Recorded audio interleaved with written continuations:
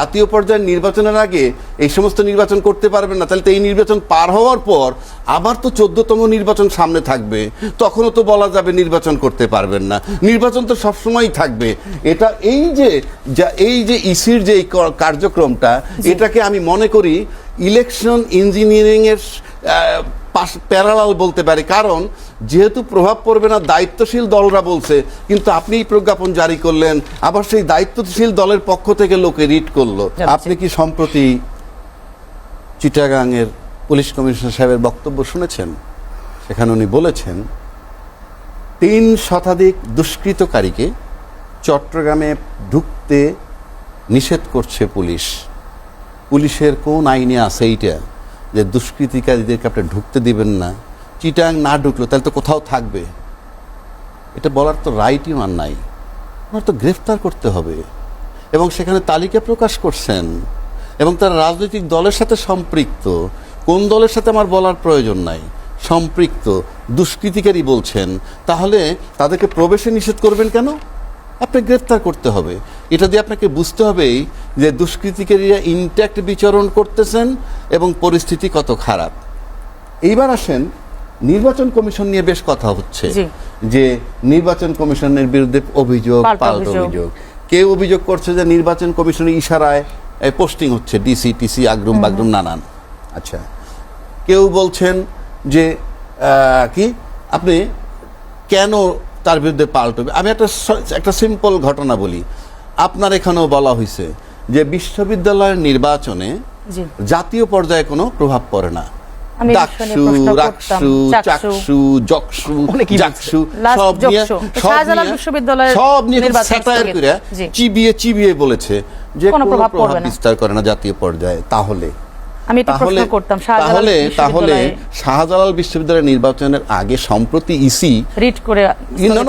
EC একটা চিঠি পাঠাইছে বিভাগীয় কমিশন এবং ডিসিদের, জেলা প্রশাসকদের কাছে, কি জাতীয় নির্বাচনের আগে অন্য কোনো নির্বাচন আর হবে না। এর ভিতরে ইউনিভার্সিটির বা বিভিন্ন নির্বাচনকে নিষেধ করছেন, ভালো কথা। তারপরেও শাহজালাল বিশ্ববিদ্যালয় তাদের নির্বাচন করতে গেছিল, 20 তারিখে তাদের নির্বাচনের ডেট। আচ্ছা, আজকে তাহলে রিট কেন হলো? 4 সপ্তাহ স্থগিত থাকবে, স্থগিত রিট হইছে এবং 4 সপ্তাহ ওই নির্বাচনটা স্থগিত করা হয়েছে। যারা রিট করেছে সেই ঘটনার লোকই বলতো জাতীয় পর্যায়ে এর কোনো ইমপ্যাক্ট নাই। তাহলে এবং ইসি কি বলছে যে জাতীয় নির্বাচন এবং গণভোটের কার্যক্রমে যাতে কোনোভাবে প্রভাবিত না করতে পারে সে কারণে এই সিদ্ধান্ত নিছে। তাইলে এখন কেন আমি বলছি তাইলে প্রভাব পড়তে পারে। 1, 2, যারা রিড করতে গেল দে আর অ্যাফ্রেড অফ, তারা ভীতু। তা না, আপনি রিড করতে গেলেন কেন?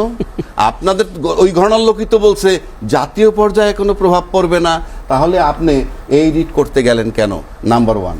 নাম্বার 2 হচ্ছে, আপনি যদি নির্বাচনের আগে, জাতীয় পর্যায়ের নির্বাচনের আগে এই সমস্ত নির্বাচন করতে পারবেন না, তাহলে তো এই নির্বাচন পার হওয়ার পর আবার তো 14তম নির্বাচন সামনে থাকবে, তখনও তো বলা যাবে নির্বাচন করতে পারবেন না। নির্বাচন তো সবসময়ই থাকবে।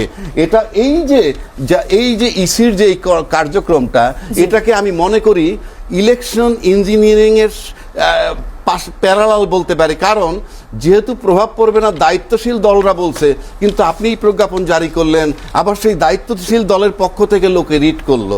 এইবার আসেন আরেকটা ব্যাপার, দ্বৈত নাগরিকত্ব থাকতে পারবে না প্রিকন্ডিশন। শুধু আপনি আবেদন করছেন যে আমার নাগরিকত্ব বাতিল করার জন্য আবেদন করছি, এটা হবে না। আমার বানানো না, সংবিধানে আছে। তাহলে দ্বৈত নাগরিকত্ব আছে, খেলাফি যারা ঋণ খেলাপি তারাও আছে, তা সত্ত্বেও তারা মনোনয়ন পাচ্ছেন, কোনো কথা হচ্ছে না বিকজ অফ প্রভাব। কিন্তু একবার কি ভাবছেন যে আপনাদের যে এই লেকুনা, মানে এই ফাঁকফোকরগুলো নিয়ে আপনাদেরকে যে অ্যালাউ করতেছে যেই শক্তি, সেই শক্তির ব্যবধানে ইয়েতে হয়তো আপনি ক্ষমতায় চলে যেতে পারেন আপনারা, কিন্তু মনে রাখবেন সময়ের ব্যবধানে এই ফাঁকফোকর কিন্তু বিষাক্ত সাপ হয়ে ছোবল দিবে। যদি আপনি আপনার অতীত ইতিহাস মনে রাখতে পারেন যে গ্রেনেড হামলা যখন হইল এই 21শে আগস্ট, পুলিশ রিপোর্ট নেই, কিচ্ছুই নেই, চট করে পত্রিকায় লিখে দিলেন 21 আগস্টের গ্রেনেড হামলা করেছে বেগম খালেদা জিয়া এবং তারেক রহমান। পত্রিকায় আসছে। কিসের উপরে লিখছিল ওই পত্রিকাটা? সেই পত্রিকার লোক গিয়া আজকে আবার প্রশংসায় পঞ্চমুখ, আমি সব ভুলে গেলাম। তাহলে আজকে এই যে ফাঁকফোকর নিয়ে পত্রিকা লিখতেছে না, পট পরিবর্তনের সাথে সাথে তারাও সব পরিবর্তন, পট পরিবর্তনের সাথে সাথে তাদের- এটা কিন্তু বিষাক্ত সাপ হয়ে ছবল দিবে। আমি ফর গডসে তাদের ভালোর জন্য বলছি, কিভাবে এই ত্রুটি দূর করেন। আমাকে যদি কেউ মনে করে সময় ফর গডসে, আমি তাদেরকে ভালোবেসে এই প্রস্তাবটা রাখলাম। কাজে ইলেকশন কমিশন পক্ষপাতিত্ব কার করছে আপনি এখানেই বুঝতে পারবেন। ঋণ খেলাপি অ্যালাউড, দ্বৈত নাগরিকত্ব অ্যালাউড, আবার সেই অ্যালাউড নিয়ে যে আপনি যাচ্ছেন সময়ের ব্যবধানে সেটা বিপদগ্রস্ত। জামাত কিন্তু আপনি- বলছে যে বিএনপির সব অনিয়মকে তারা অ্যালাউ করছে। আমি তো আমি তো কোনো দল বলি নাই, আমি চিত্র দিলাম। তো সময়ের ব্যবধানে যখন এইগুলো সবল মারবে, ইলেকশন কমিশনের কিছু হবে না, কারণ আমলাদের কিছু হয় না। অতীত ইতিহাস নাই। ইলেকশনের কারচুপি করে আমলারা, ইলেকশনের ইঞ্জিনিয়ারিং করে আমলারা, সাফার করে রাজনীতিবিদরা। এন্ড জাস্টিফাইজ দ্য মিনস, ফলাফল বলে দিবে পদ্ধতি ভালো ছিল কিনা। সেটা তো আমরা ইলেকশনের পরে বুঝবো, ইলেকশনের দিনে বুঝবো অস্ত্র ব্যবহার হয়েছে কিনা, রক্তাক্ত ইলেকশন হয়েছে না রক্তপাতের নির্বাচন হয়েছে, সেটা তো ইলেকশনের দিন বলে দিবে। তবে নির্বাচন একটা করতে চায় সরকার, এতে কোনো সন্দেহ নাই। কেন করতে চায়? আমার কাছে পার্সোনালি মনে হয় যে আমি যখন এখন উদ্ধার করতে পারি নাই, এখন হয়তো ডেইলি এমন নিউজও আসতে পারে ওখান থেকে এই অস্ত্র উদ্ধার হয়েছে, ওখান থেকে এই অস্ত্র উদ্ধার, ওখান থেকে একটা পর্যায়ে আমি দেখাইতে পারি সব অস্ত্র উদ্ধার হয়ে গেছে, তাহলে কোনো রক্তপাত হবে না। ডেভিল হান্ট দ্বিতীয় ফেজে তারপরে যদি সব অস্ত্র উদ্ধার হওয়ার পর যদি রক্তপাত হয়, তাহলে ধরে নেওয়া হবে নিউজগুলো মিথ্যা। 3 নম্বর আসেন, সরকার আমার কাছে মনে হয় একটা সেফ এক্সিট খুঁজতেছে, কারণ তাকে সেফলি বের হয়ে যেতে হবে এবং সেটা তিনি খুঁজছেন। যেমন এই যে ইসি নিয়ে এত কথা হইলো, ইসি কি আদৌ এই চিঠি দিতে পারে যে অন্যান্য নির্বাচন স্থগিত করা? 1 2 নম্বর বড় দল বলছিল যে এটা কোনো ইম্প্যাক্ট নাই, তো ইসি লেখুক না, রিড করার দরকার কি? আচ্ছা 3 নম্বর আসেন, হ্যাঁ সব শেষ করে দিচ্ছি। 3 নম্বর বিষয়টা হলো যে এই ইসি যেটা বলছে, আমি ধরে নিলাম সে বলতে পারে, প্রশাসন তার আন্ডারে সবকিছু সে বলতে পারে, কিন্তু ইসি যে পক্ষপাতিমূলক যে কথাগুলো আমি বললাম এতক্ষণ, এই দ্বৈত নাগরিকত্বের ব্যাপারে কিছু বলছে না, ঋণ খেলাপির ব্যাপারে কিছু বলছে না, নিরপেক্ষ নির্বাচন করবেন, এই সব কিছু মিলে আমার কাছে মনে হয় জগা খিচুড়ির একটা নির্বাচন দিয়ে সেফ এক্সিট নিয়ে সরকার চলে যেতে চায়। আর সবচেয়ে প্রভাবশালী দলের নিয়ন্ত্রণে সরকার আছে। আর একটা কথা বলছিলাম অনেক আগে, 3টা স্টেক হোল্ডার যদি একত্র হয়, সেনাবাহিনী, রাজনৈতিক বড় দল এবং সরকার, এখন পর্যন্ত 3টে স্টেক হোল্ডার নির্বাচনের পক্ষে আছে। নির্বাচন যারা প্রেসিডেন্ট জিয়াউর রহমান কিংবা ম্যাডামকে নিয়ে মানে তাদের কোনো রা নাই, তাদের উপরে প্রেসিডেন্ট জিয়াউর রহমানকে পাকিস্তানি বলা হচ্ছে, পাকিস্তানি চর বলা হচ্ছে, এইগুলো নিয়ে যারা কোনো কথাবার্তা বলে নাই, তারা এখন বিশাল বিএনপি হিসাবে আমাদের এই সমাজে হাজির হচ্ছে। একটা জিনিস হচ্ছে, আপনার শুধুমাত্র নির্বাচনী ব্যবস্থা সংস্কার করে দিলেই যে আপনার সকল অসুবিধার মূলে কুঠারাঘাত চালানো যাবে, ব্যাপারটা মোটেও এরকম না। নির্বাচনী স্বৈরতন্ত্র বলে একটা ব্যাপারও আছে, মানে কেউ একজন নির্বাচনের মাধ্যমে ক্ষমতায় আসে, সে স্বৈরতন্ত্র কায়েম করেছে, এরকম পৃথিবীর বহু দেশে নজির আছে, বাংলাদেশেও নজির আছে। এখন এই যে নির্বাচনকে অসহিংস করা, ত্রাস মুক্ত করার, ত্রাসবিহীন করার জন্য আমরা যদি এখন বলতে চাই, বর্তমান যে অবস্থা সেটাকে আমরা 2 ভাগে ভাগ করতে পারি। এটা হচ্ছে লং টার্ম দিক থেকে, আর এটা হচ্ছে শর্ট টার্ম। লং টার্মে আমি উল্লেখ করবো এই যে লোন ডিফল্টার্স, যারা লোন ডিফল্টার্স আছে, এটা খুব ভালো বলেছেন আপনার যে রাজনৈতিক দলগুলোই তো নমিনেশন দিয়েছে, ট্রু। তাহলে সেই রাজনৈতিক দলগুলোকে আমাদের প্রশ্ন করা উচিত যে আমরা ইতিপূর্বে আমাদের একটা দগদগে ক্ষত আছে যে বাংলাদেশের টাকা বাইরে নিয়ে পাচার করা হয়েছে, বা বাংলাদেশের এতগুলো মানুষের টাকাগুলোকে তারা নিজেদের মতো করে খরচ করেছে, ঋণ খেলাপি করে তাদের ফ্যামিলি, তাদের পরিবার ফুর্তি করেছে, আর বাংলাদেশের জনগণ তারা কষ্ট করেছে। তো ফলে এইটা তো আসলে রাজনৈতিক দলগুলোরও দায়বদ্ধতা। ফলে রাজনৈতিক দলগুলোর ভিতরে আসলে সংস্কার হয়েছে কিনা অভ্যুত্থানের পরে, প্রথম প্রশ্ন হচ্ছে সেইটা। এগুলো একটা। এবং আপনি দেখেন কি, আপনি যদি এখন জার্নালিস্টিক একটা অ্যাপ্রোচে আগান, তাহলে আপনি দেখবেন যে আসলে কোন দলের মধ্যে, আমি নাম নিচ্ছি না, ধরেন কোন দলের মধ্যে লোন ডিফল্টার্স বেশি, একদম ধরে ধরে আপনি দেখতে পারবেন। মানে আপনি দেখবেন যে এক একজনের মানে 1000 কোটি টাকা, 317 কোটি টাকা, 370 কোটি টাকা লোন ডিফল্ট, ইয়েট তারা তাদের মতো করে আদালতকে ব্যবহার করে হোক, কখনো নির্বাচন কমিশনের ট্রাইব্যুনালকে ব্যবহার করে হোক, তারা তাদের লোন ডিফল্ট নিচ্ছে। আচ্ছা, ভালো কথা নিচ্ছে। আজকে দেখলাম কি অবাক করা বিষয়, যে আদালত প্রাঙ্গণে একজন এরকম যে লোন ডিফল্টার আছে, তার পুত্র কিছু লোক ভাড়া করে নিয়ে এসে, বাসে করে লোক ভাড়া করে নিয়ে এসে তারা আজকে আদালতের দরজার সামনে দাঁড়িয়েছে, দাঁড়িয়ে বলছে যে সকল প্রকার ষড়যন্ত্রকে মোকাবেলা করা হবে। তার মানে কি কোর্টে কি ষড়যন্ত্র হচ্ছিল? মানে কোর্টের রায়টাকে পিছিয়ে দেওয়ার একটা চেষ্টা। এবং কোর্ট কিন্তু পরবর্তীতে আগামীকাল বসার আবার কথা রয়েছে আর কি। আজকে আর কোর্ট এই বিষয়ে কোনো হিয়ারিং মেবি করে নাই। তো এখন দেখেন এই জিনিসটা কিন্তু আবার আমাদের বুদ্ধিজীবীরা মতলব বলে না, বুঝতে পারছেন তো? এই যে দেখেন আদালতের সামনে রায়কে ঘুরে দেওয়া হয়েছে, কিন্তু এটা মব না। মব হইছে আপনার ধরেন এই যে বিএনপি এখন আপা একটা কথা বলেছেন গুরুত্বপূর্ণ, ধরেন নির্বাচন কমিশনের সামনে ছাত্রদল যা করেছে এইটা যদি এনসিপি করতো সাথে সাথে হয়ে যেত এনসিপির মব। আপনি ধরেন প্রধান উপদেষ্টার বাসভবনের সামনে আমাদের ঢাকার মেয়র প্রার্থী যিনি ছিলেন ইশাক হোসেন, তিনি পর্যন্ত দেখা গেছে যে আপনার উপদেষ্টাদের নামে, সিটিং অ্যাডভাইজারদের নামে খুবই বাজে বাজে কিছু স্লোগান দিয়েছেন, আমি সেগুলো উচ্চারণ করতে চাই না, সেটাও কিন্তু মব হয় নাই।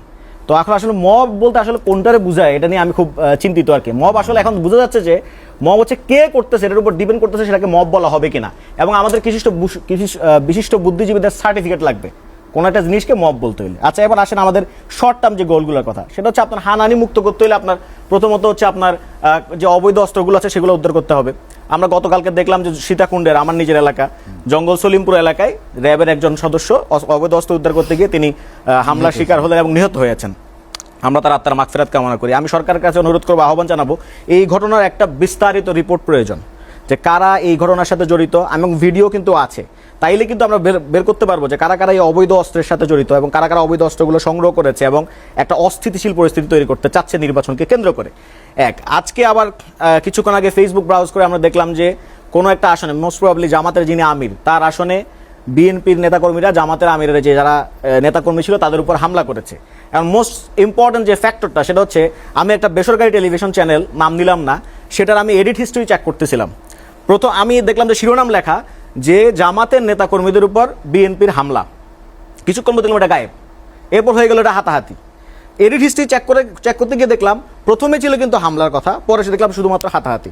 তাহলে এখন আসলে নির্বাচনকে আপনি যে অসহিংস করবেন, সন্ত্রাসবিহীন করবেন, তার জন্য তো অনেকগুলো অ্যাক্টরকে কাজ করতে হবে, প্রশাসনকে কাজ করতে হবে, অ্যাট দ্য সেম টাইম ধরেন আপনারা যারা মিডিয়াতে আছেন আপনাদেরকে কাজ করতে হবে অবশ্যই, এবং সেখানে আপনাদেরকে বস্তু নিরপেক্ষ নিউট্রালিটির পরিচয় দিতে হবে।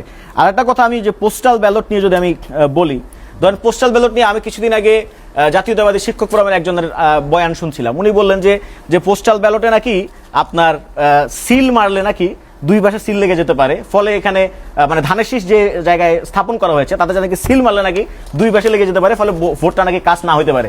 আমি অবাক হয়ে গেলাম যে পোস্টাল ব্যালটে সিল মারারই কোনো অপশন নাই, ওখানে তো টিক মার্ক দেওয়া। তাহলে এই যে কথাবার্তা, এগুলো আসলে কেন? এগুলো কি মানে জাস্ট ডাউট ক্রিয়েট করার জন্য বলা হইলো কিনা? তারপর আপনি ছাত্রদল সেখানে দাঁড়াইলো কি নিয়ে, যে হটকারী সিদ্ধান্ত গ্রহণ করা হবে না, নির্বাচন কমিশনের কোনো হটকারী সিদ্ধান্ত গ্রহণ করা হবে না। আসলে কোন হটকারী সিদ্ধান্ত? এটা তো ভেগ টার্ম।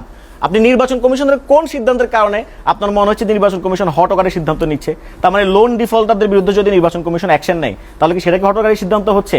ফলে এই কোয়েশ্চেনগুলো কিন্তু অ্যারাইজ করে। আবার তারা দাঁড়িয়েছিল, তিনটা দাবি ছিল, আর একটা দাবি ছিল মোস্ট প্রবাবলি সাকসু নির্বাচনের দাবিতে, যেটা একটা ছাত্র সংসদ নির্বাচন, সেটার সাথে জাতীয় আমাদের যে নির্বাচন কমিশন আছে সেটার কি সম্পর্ক সেটা আমি জানি না। তো ফলে দেখুন, সহজ কথা হচ্ছে, আমরা প্রথম থেকে বলে আসছি তিনটা জিনিসের উপর এই সরকার গঠিত, এবং আমরা তিনটা জিনিসের কথা বারবার বলেছি: বিচার, সংস্কার, নির্বাচন। আর নির্বাচন নিয়ে যা বললাম, এটাকে অসহিংস করতে হলে ফার্স্ট অফ অল অবৈধ অস্ত্র যেগুলো আছে সেগুলো উদ্ধার করতে হবে, প্রশাসনকে অবশ্যই নিরপেক্ষ ভূমিকা পালন করতে হবে, এবং মিডিয়া সহ সিভিল সোসাইটি যারা আছে, যারা এখন ওয়ানাবে বিএনপি হয়ে যাচ্ছে, ওয়ানাবে বিএনপি, হ্যাঁ, মানে এত বছর ধরে তো দেখছি আমরা যে কারা বিএনপি। এই যে আমি গতকাল দেখলাম প্রেসিডেন্ট জিয়াউর রহমানের জন্মদিনে আমি উইশ করেছিলাম 2020 সালে। তো ওই সময় দেখেছি যে যারা প্রেসিডেন্ট জিয়াউর রহমান কিংবা ম্যাডামকে নিয়ে মানে তাদের কোনো রা নাই, তাদের উপরে প্রেসিডেন্ট জিয়াউর রহমানকে পাকিস্তানি বলা হচ্ছে, পাকিস্তানি চর বলা হচ্ছে, এইগুলো নিয়ে যারা কোনো কথাবার্তা বলে নাই, তারা এখন বিশাল বিএনপি হিসাবে আমাদের এই সমাজে হাজির হচ্ছে। তাদের চেয়ে বড় বিএনপি বাংলাদেশে আর কেউ নাই। আমার মনে হয় প্রেসিডেন্ট জিয়াউর রহমানের মধ্যে তাদের চেয়ে বড় বিএনপি হতে পারবে না, এরকম একটা অবস্থা আর কি।